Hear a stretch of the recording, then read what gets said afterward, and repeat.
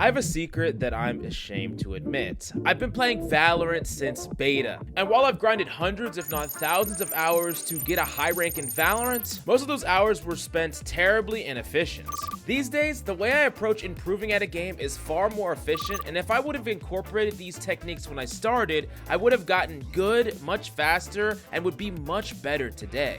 So if I could go back in time, what exactly would I do differently to improve that much faster? Now, the first thing that I would tell myself is to not stick with one agent, at least right when you start playing. While you're initially going to be drawn to a couple of agents or even a couple of weapons, it's far better for you to experience the game in the broadest sense when you first start, and that's what I would tell my past self to do, which is not what I did at all. I ended up sinking the vast majority of my hours into Jet and only Jet, and I learned the specific way to play not Valorant, but Jet, and I often would actually ignore huge fundamentals that would hurt my development later on. And when you first start learning anything, you want to build a good foundation to base specific and advanced knowledge on top of. Similar to something like basketball. You wouldn't even want to learn how to dribble or shoot before you know how to run or even walk, right? When you first start Valorant, you're not going to know much of anything. Maybe a couple things transfer over, like slight aim and maybe a little bit of movement, but not much from any other game. You need to learn so many things to start off with, movement, maps, and more. I would not focus too much about learning heroes or their abilities, and instead try to absorb as much broad information as possible.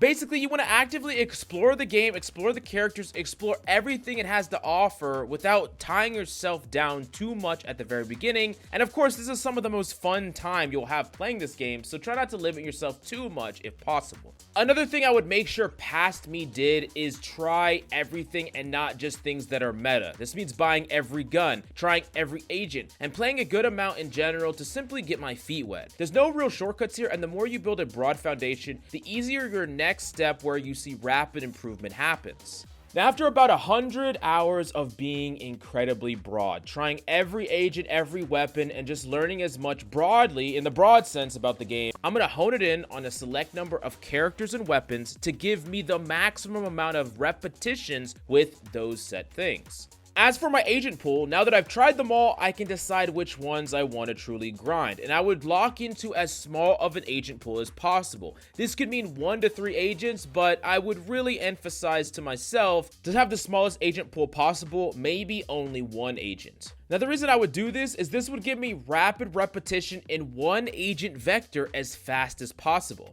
As an example, let's say you play 20 hours a week, but split them across 4 different agents. You may have only played 1 agent on 1 map that week. That is not enough game recognition to make game-to-game adaptations or apply the knowledge you learned across games. If you had a really bad game with Omen on Ascent, and then the next 2 to 3 games you play on Ascent, you don't even play Omen, how are you supposed to take all the things that you learned when you had a bad game and attempt to apply that in the next game, trying to come up with a solution to play better?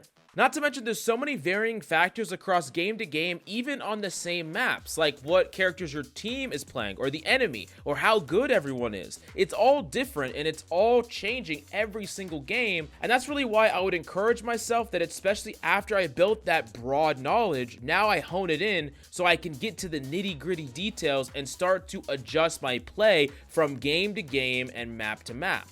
Now, in addition to this, we want to go even more niche and more specific. I would tell myself to start practicing the same positional locations on the same map and have a preference to defending one specific side of the map. Instead of just playing musical chairs where I'm playing here, then I'm playing there, and I'm moving all around, which is what I did, which never really allowed me to change up and make adaptations based on the specific place I was holding. You were holding in a position, for instance, and then you get rushed, you get hit with a utility, and you die. Now, going into the next situation, the next round, you should play the same position again and make adjustments. If your opponents do the same thing, how are you going to adjust your play? And if I did this back then, I would have been able to make adjustments on the fly, get better at making adjustments, and learn actually how to defend my positions better. Basically, instead of doing this, what I did is I would always jump from one site to the next, play random sites, and I never really learned exactly me why something worked or why something didn't.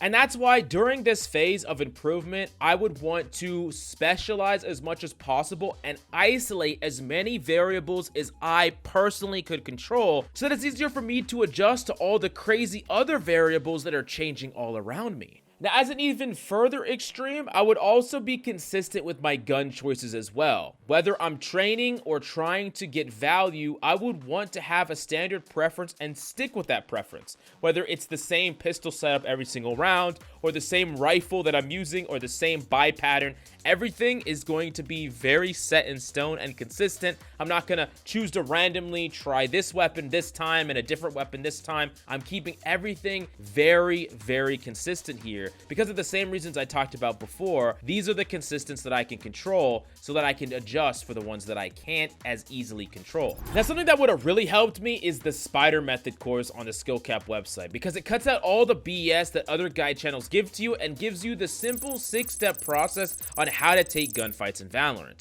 Since mechanics are by far one of the most important things to master in the game, some things like this can be absolutely game-changing when trying to learn the game. There are dozens of things you could focus on when starting out, but this course will tell you all the things that matter so you can start winning gunfights immediately. We can even offer a rank improvement guarantee, so if you don't climb quickly, you don't play. Stuff like this didn't exist when I first started playing Valorant, and it's absolutely a game changer for newer players, so I highly recommend checking it out.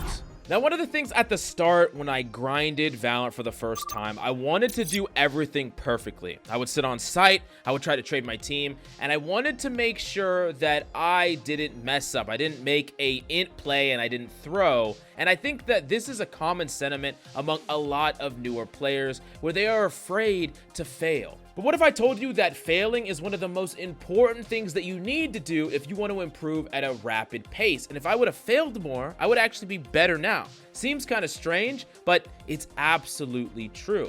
Most of the time when you don't know how to play, I would err on the side of playing aggressive, because it gives you more instant feedback of what you could do better. Now, I want to make this clear though, this does not mean run it down every single game. One of the things that frustrated me a lot when I started is every time I would try to use an ability in the middle of combat, or try to use my ability in a unique, creative way, it would either mess up and it wouldn't work right, or I would die in the middle of my ability use. And then slowly, I stopped using them. I stopped being creative. I stopped trying things. I just started relying on the things that worked, and I never did anything outside of that norm. But then I look at my favorite pro or streamer, and they can seemingly whip out all these long cast time abilities in the middle of the fight and not die, and they can use their abilities in very unique and creative ways that I never would have imagined or even attempted. And this is because they recognize the limits of the enemy, the safe positions they can hold in, and they have constantly tried to experiment and innovate when I wanted to do what worked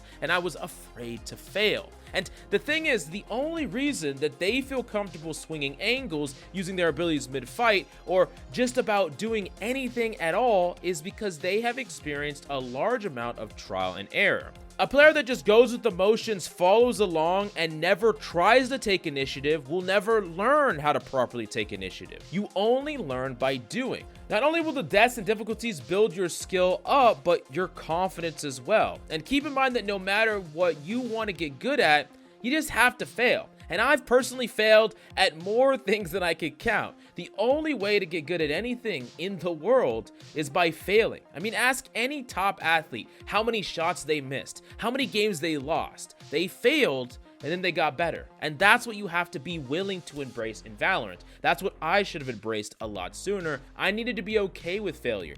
Actually, scratch that. I needed to attempt to fail. I needed to do things that would probably fail. Things that were very unlikely to succeed, but try them anyways. Try a crazy ability use. Try a certain push. Try to use my abilities in a very weird and creative way. I needed to try. And if it doesn't work, the worst that can happen is that I fail, I embrace that failure, and I improve. And if you're someone that embraces limit testing, you will improve at such a faster rate than someone that is docile, hesitant, and just trying super desperately hard to win a game in the moment. Do the perfect play right now. Once you limit test enough, you're going to become so good that it doesn't matter how many games you lost on your journey to become good, because you're going to easily carry the games to the rank you so desperately wanted in the first place. But something that I really felt that I lagged so far behind on when I started, and something that I wish I would have done right off the bat, is actually grind and practice my mechanics. Because something almost no other coach will tell you is that your aim is static. It does not improve overnight. It is something that takes time, effort, and discipline in order to improve your mechanics. And especially the time aspect is something that you just cannot overstate, jump past, shortcut. If I could tell one thing to pass me, I would say start grinding my mechanics as early as possible and remain consistent. I wish I would have worked extra hard on my mechanics early, because I quickly hit a mechanical wall, and in the early days of me grinding, I never properly learned gunplay fundamentals, and I climbed a bit using some of the strengths I had from other non-tac shooters to abuse abilities and movement. But then I eventually hit that mechanical wall, and it was like my progress was rooted right then and there. It didn't matter how good I was at other things, my mechanics were greatly holding me back. And because I never grinded or even tried to practice my mechanics, now I had to start over from square one, finally start grinding my mechanics now. But the whole journey of mechanical improvement is starting now, so far into me grinding the game, which was a huge misstep on my part. I want you to think of mechanical skill like a muscle in the gym. If you work out only once, will you wake up as big as Sam Sulek tomorrow? No, absolutely not. It doesn't matter how hard you work out, what you eat, what you do today, doesn't matter what you do. Tomorrow, you will not be any noticeably bigger, buffer, more fit than you were today. But with consistent effort towards a goal, it will eventually pay off and you will look freaking great and you will be jacked as hell. And it's the same way with aim. Your aim will not get better overnight. You grind one day of aim routines. You go hard at it. You just spend the whole day at it. Tomorrow, your aim isn't going to be noticeably better than it was today. It's a tiny drop into what needs to be an entire pond or an entire lake. So if I could go back in time, I would have told myself to start that trickle far sooner. Put in consistent sections in my play sessions where I specifically grind my mechanics. This could be my flicking, my tracking. I might vary it up or focus on my aim weaknesses. But I really wish I would have had the SkillCapped aim course back then, because it would have really gave me all the things I needed in order to improve my aim very quickly, and simple routines I could incorporate into my play sessions to improve that mechanical skill.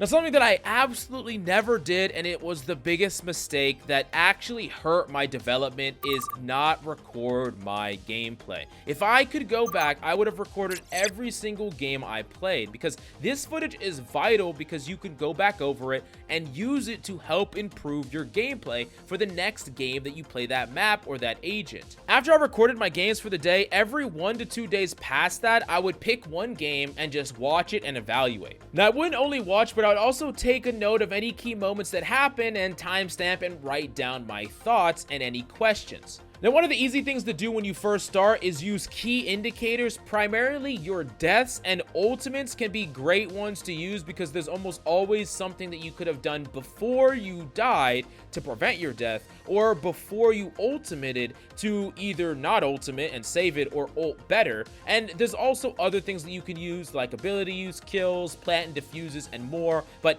deaths and ultimates are the things that I would initially start to look at the most if I'm confused on what to really analyze in my own gameplay. Now, one of the things that you're gonna be blown away by, that when you watch your own gameplay back, you're gonna realize things that you did in the moment that make no sense in hindsight. You're gonna be like, why did I do this? And it's gonna be something really easy that you can point out to yourself and try to apply better for the next game you're in. That being said, if I had any other questions that weren't answered, like I didn't know how to push this, how to use my ult better, or if I should have stayed or pushed, I would write down any questions I have, and I can look back over those later on.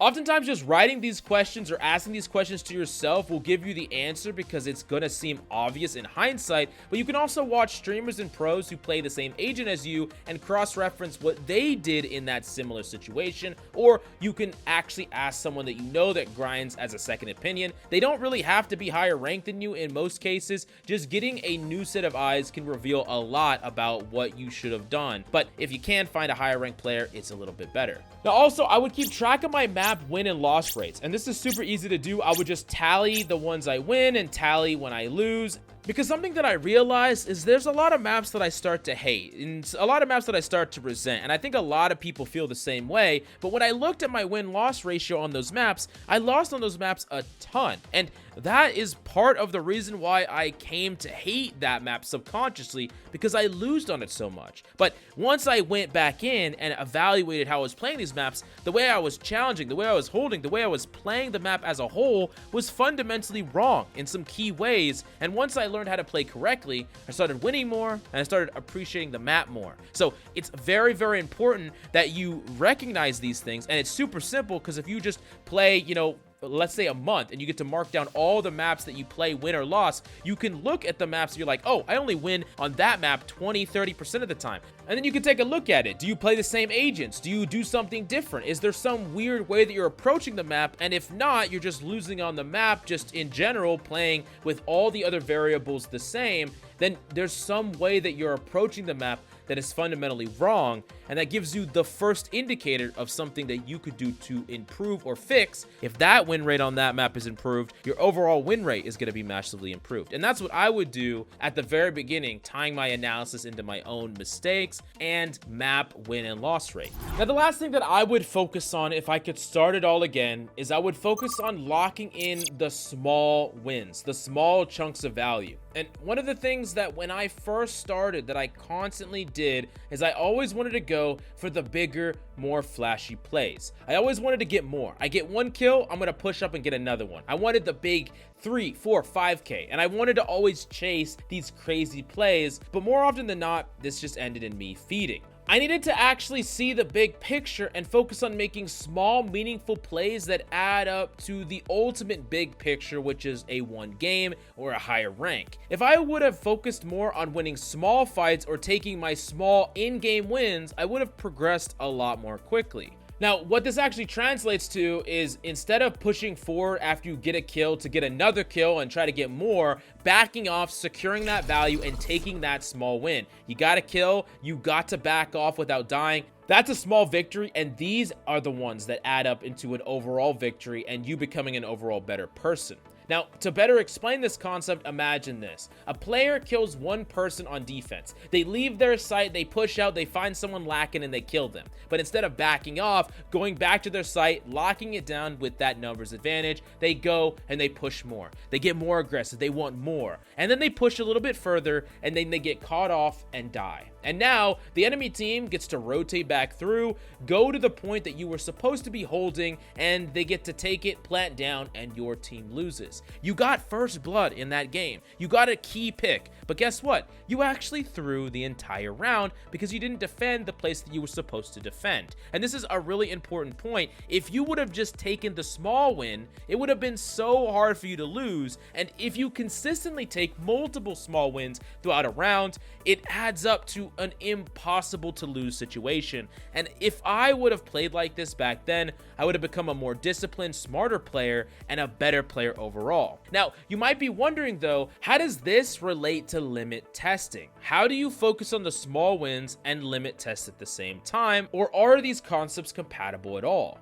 Now, limit testing is a great tool to learn how to find your limits and rapidly improve, but eventually you find them and you find those limits. And once you do, you need to know how to play aggressively to put yourself in situations where you do make small wins, but you also need to understand that there's a time to secure that value, retreat, reset, and lock in that advantage you got in order to secure the round far safer. Basically, limit testing should be seen as a tool that you use to get better, and eventually you will know your limits and you would no longer need to limit test game after game, and instead know when to take calculated risks, and more importantly, when to back off from a risk you did take, got value from, and lock in that small win that is going to add up to you winning the whole game. So if I could go back in time and teach myself, this is how I'd get me good as quickly as possible. First, I would allow myself to play and explore the game in the broadest sense, trying every agent, trying every gun, and being very flexible in the way that I play the game. But after a certain amount of time with that, about 100 hours, After I fully explored and embraced everything the game has to offer, I would lock everything in and restrain everything to be very specific. This means the same guns, this means the same pistol strategies, this means the same agents, and this even means holding the same positions defensively on a map. This is so I can minimize all the variables I can easily control, have repetition on those variables to get better with my abilities, better with my gunplay on specific guns, and better at holding the same locations on the same maps, but also allowing myself to adapt easier when all these things are the same from game to game and map to map, so that I get the full range of repetition, allowing me to make small adjustments and improve as fast as possible. I would also allow myself to limit test as much as possible, especially in the beginning, where any creative play I could come up with, any attempted play, I go for and try. Even if this means I fail, I embrace failure, because every failure and death, I'm going to take something and learn from it. I'm never going to cap my creativity or try to win a game today at the cost of my development and improvement tomorrow.